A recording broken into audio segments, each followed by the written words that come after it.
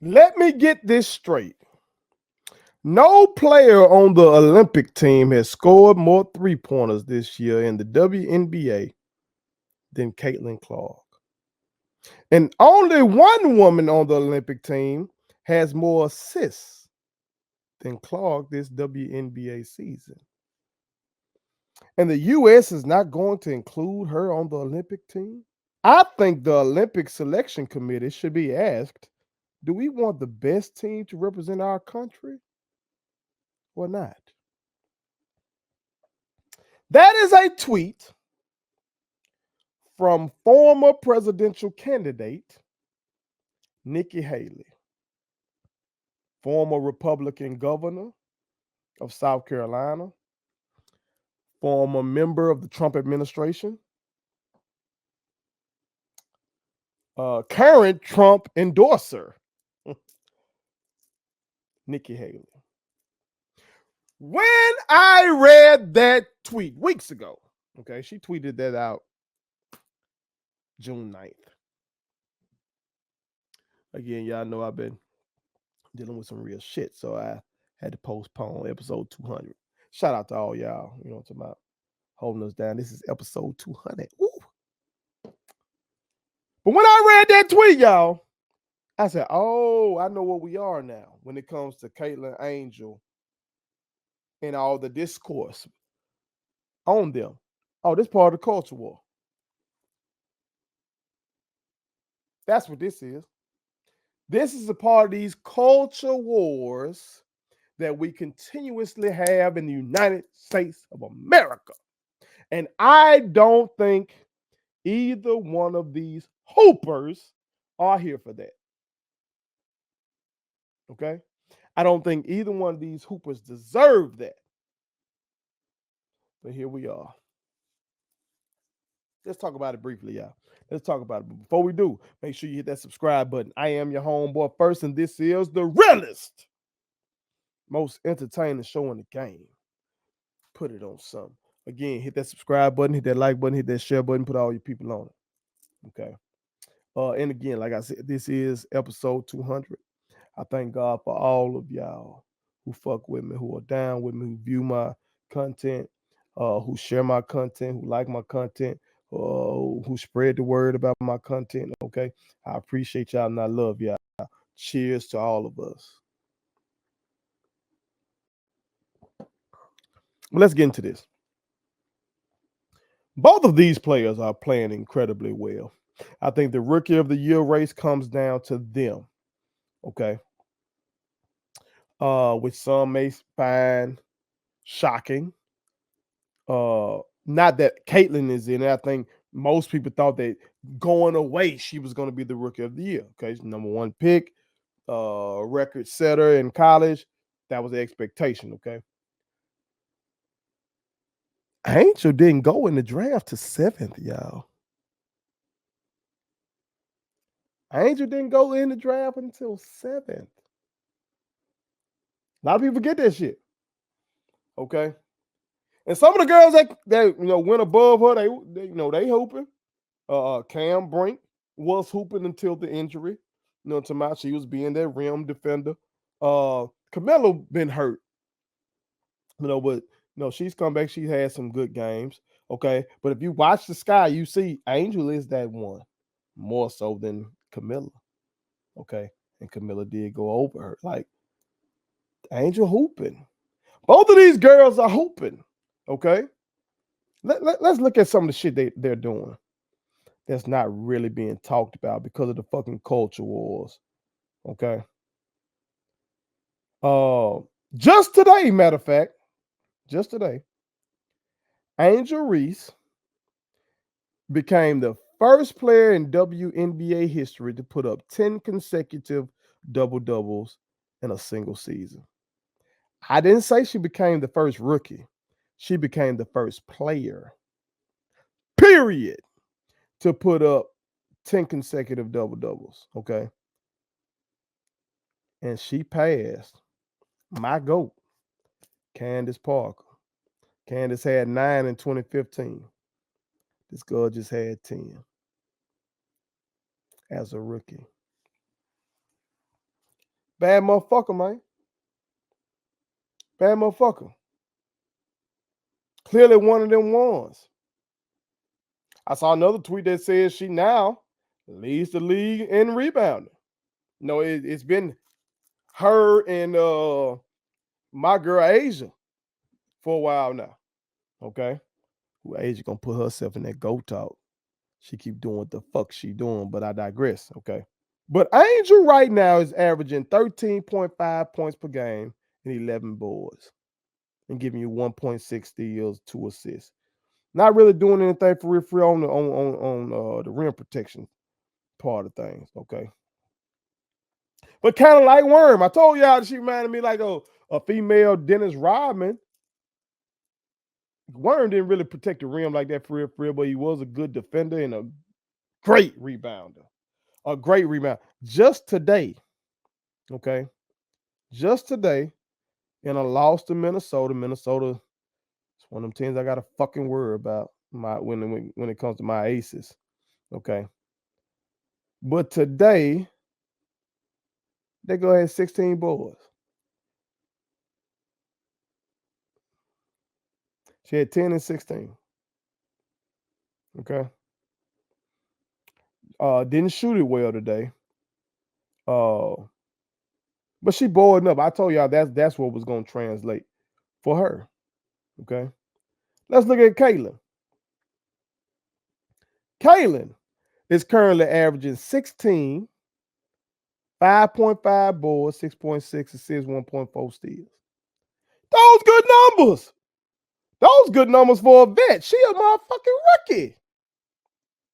Today in a win over the Mercury who feature Diana Taurasi, many people's GOAT. She's 42 years old, though. Even though Taurasi did, put on the show today, particularly in the first half. Okay, second half, she kind of slowed down. But in the first half, she was hooping for real. Okay, but they got Diana Taurasi, Kalia Copper, and Brittany Griner. And Indiana beat them today by a score of 88 to 82. Okay, and in this game, Caitlin had 15, 9, and 12 assists. Okay, didn't shoot it well from the floor. Shot at 28.6% from the floor. She shot a lot of threes today when I watched that game.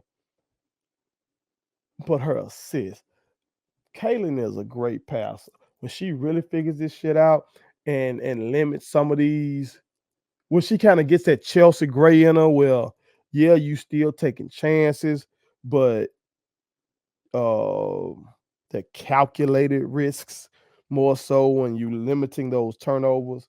My God. And I think she needs like her and Aaliyah starting to really click, but I think she also needs like a dominant wing score. You know what I'm saying? She need a girl that's about 6'1", 6'2"-ish, who can really spray that bitch on the wing, all that kind of stuff. Well, she can be more talking about Kayla. Well, she can be more of a distributor who can also get you a buck. You feel me? But both of these girls are hooping. But you don't hear about that as much because motherfuckers want to put them in these culture wars that we keep fighting in the United States of America. That's what I knew when I saw that tweet from Nikki Haley. I already knew that shit because I just all the crazies on social. But when I saw this former presidential candidate do, she ain't finna do nothing that they ain't finna score her some political points. That was very calculated. When you had that level of the game for real, all them tweets that come out, all these statements, very calculated. For some reason, that woman thought defending Caitlin Clark is going to score her some political points. That lets me know that it's this cultural divide. And Angel, I guess, is supposed to represent urban America. Okay. And Black America. And Caitlin is representing middle America, small town values America, white America. And that ain't fucking fair to these girls. I like the fact that Caitlyn came out when they asked her in an interview. Uh, I didn't hold on. Let me back up because I didn't like how some motherfuckers chopped the damn interview up and made it seem like Shawty didn't push back on some of the shit that's being said in her name. We got to be careful about that. We got to be careful. When I saw the initial clip, I felt some type of way. And I think maybe Dejanay Carrington, she may have seen the same clip that I saw, and she felt some type of way about it as well. But see, motherfuckers didn't put the extended clip out there. And she did basically denounce folks out here saying fuck shit and doing fuck shit in her name. And there's a lot of folks out here saying some fuck shit and doing fuck shit in her name. Angel Reese be catching some shit. Some cat on Twitter be kind of compiling the stuff that comes Angel's way, where they're calling her the N word and they're calling her a thug and really dehumanizing that sister. And I'm proud of her for standing firm in the midst of all this shit and being herself, still going out there playing her game, playing well, still, about hustling her brands, still, about rocking her clothes and making her post the way she want to fucking do it in the midst of all that. I'm talking about that's big shit. But I also like that Caitlyn denounced that shit.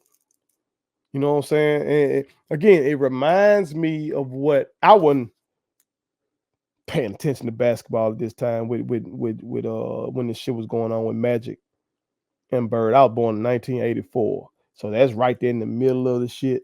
Okay, uh, but going back and watching documentaries, and just studying basketball and hearing shit that they went through is a very good documentary that I watched about the both of them and their rivalry.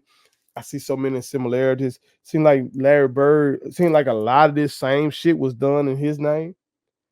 And he didn't really care for it because he really didn't give a fuck about none of this type of shit. He just cared about basketball. He was obsessed with basketball. That's it.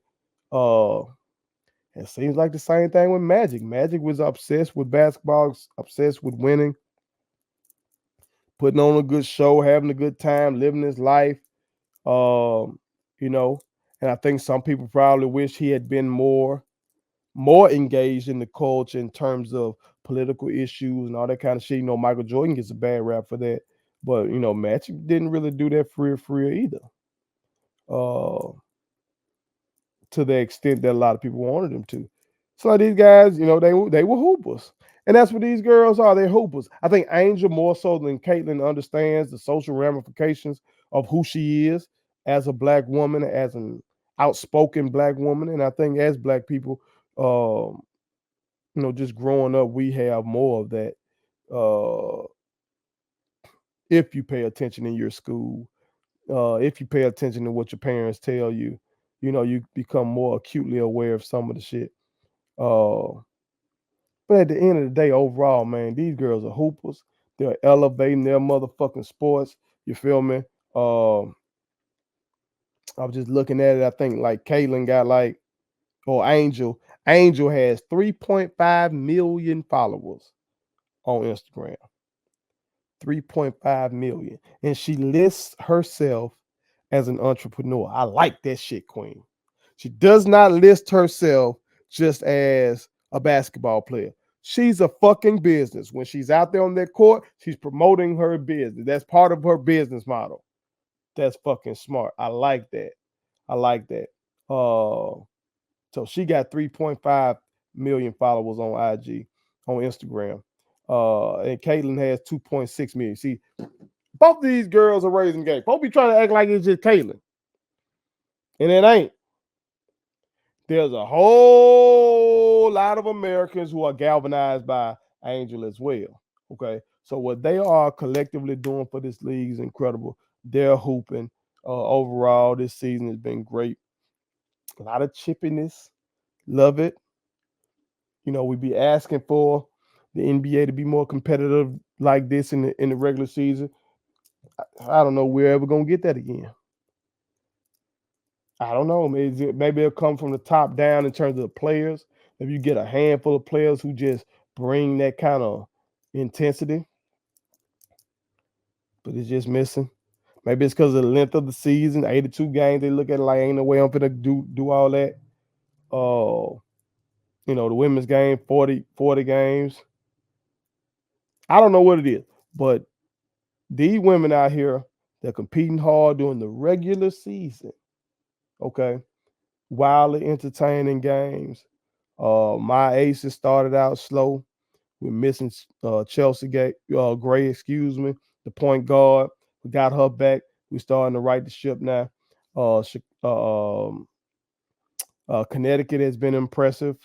Minnesota has been impressive. New York has been New York. Uh, Chicago overall. I talked about Angel, but overall, Chicago. Uh, I like what I see from them. Kennedy is a bucket. You feel me? People want to talk about the hip check more than that. Queen being a motherfucking bucket, but that's what she is. You feel me? They're currently battling for playoff position because with that loss today, that dropped them to 6-11, and so now Indiana is in that eighth seed at 8-12. So look at that. Look at that. You got Caitlin's team and Angel's team right there battling for that last playoff spot. You know what I'm talking about? You love to see that shit. But going back up to some of the top tier teams, Seattle right there at 12-6. It's been great to see Skylar up there with them. My daughter loves Skylar's game, uh, which when my daughter watches these games, she be going off the entire time, but I got to kind of watch her. It seems like the players that she goes off about are really the ones that she likes. Like she was trying to get on Skylar for complaining to the refs too much, but every time she does an All-Star ballot, she's always voting for Skylar. You know what I'm talking about? I spoke on Vegas already. Kind of spoke on Phoenix, who's sitting there at 9-9, but they're in the sixth spot. Atlanta right now currently in that seventh spot. Who knows? Hell, Indiana could make a move on them. Chicago could make a move on them. You feel me? Like it's a very competitive league, bro. It's like uh some good ball going on, man. Good shit. Like I said, even all the way down here at 10, with a team that's 4-14, you still got Enrique on a team like that. Like, you know what I'm saying? On a team that's down here at 11, like Los Angeles, you got the Erica Hamby who been hooping. And like I said, Cam Brink was, doing her thing as a rim protector before she got hurt. Bringing some excitement as a rookie. You know what I'm saying? Like, it's been great, man. And motherfuckers haven't been wanting to focus on that because I really think they just don't know about the league. They really don't know about the W. They really don't know enough about basketball in general. They don't really know what the fuck they're watching with the NBA, but the NBA is so established that you have all these narratives to follow. So when you're covering the W and you don't have narratives to follow, and you don't know basketball, like you really don't know how to cover it, and that's played a role as well. So we just get into this white black bullshit, urban rural bullshit, and it's unfortunate. But shout out to these queens, and I hope that they continue to grow the game. I know this year has uh, made for some great times with my wife and my daughter. I've been covering the league the last 2 to 3 years. I know definitely the last 2 years. Uh, but this year, my daughter finally came on to the party, and these rookies really brought her on in. Uh, and I'm very happy about that.